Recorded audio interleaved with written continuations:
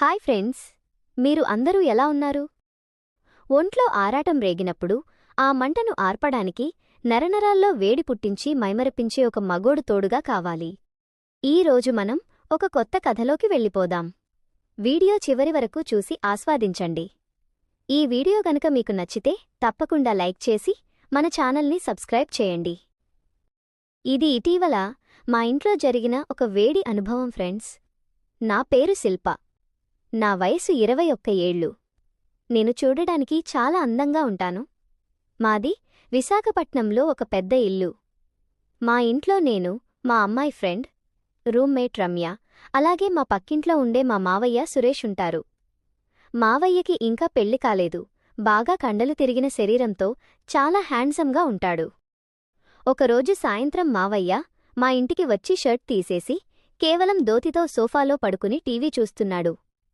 వాడు అలా ఒంటిపై బట్టలు లేకుండా కనిపించేసరికి నా కళ్ళు వాడి శరీరం మీద పడ్డాయి.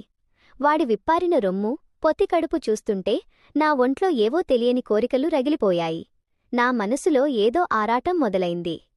చూపులు తిప్పుకోలేకపోయాను. నిమిషానికి నా గుండె వేగం పెరిగింది. కంట్రోల్ చేసుకోలేక రూంలోకి వెళ్లి ఒంటరిగా నా తాపతీవ్రతను తట్టుకోవాల్సి వచ్చింది. 2 రోజుల తర్వాత నా ఫ్రెండ్ రమ్య కూడా కాలేజీ నుండి తిరిగొచ్చింది. హాల్లో మావయ్య అలా దోతితో ఉంటే ఈసారి రమ్య కూడా వాడివైపు కళ్ళు అప్పగించి చూస్తోంది. రమ్య కళ్లల్లో కూడా అదే కామం, అదే వేడి కనిపిస్తోంది. మావయ్యను అలా చూస్తూ నా ఫ్రెండు కూడా కంట్రోల్ తప్పడం చూసి నాకు షాక్ కొట్టింది. ఆ తర్వాత మా ఇంట్లో వాతావరణం పూర్తిగా మారిపోయింది. రమ్య డ్రెస్సింగ్ స్టైల్ మారింది. ఇంట్లో గాలిలోనే ఒక రకమైన కిక్కు పెరిగిపోయింది. ఒకరోజు రాత్రి నా ఫ్రెండ్ రమ్య నాజూకైన నైటీ వేసుకొని హాల్లోకొచ్చింది. నేను కూడా అంతే హాట్ నైటీలో వచ్చాను. ఇద్దరం మావయ్య ముందు కూర్చుని వాడి అందాలను చూస్తూ తరించాం.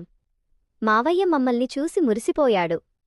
కొద్దిసేపటికి వాడు రమ్యను తన గదిలోకి తీసుకెళ్లి తలుపులు వేసుకున్నాడు.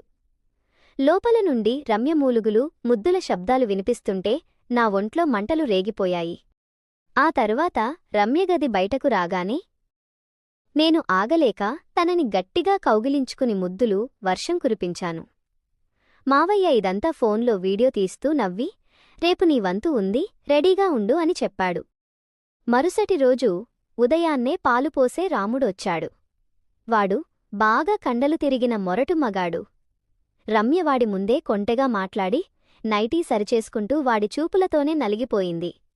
నేను కూడా వాడి మగతనం చూసి తట్టుకోలేకపోయాను. ఆ రోజు సాయంత్రం మావయ్య హాల్లో కెమెరా సెట్ చేశాడు. రాముడు రాగానే రమ్యవాణి లోపలికి పిలిచి తన కోరికలన్నీ తీర్చుకుంది.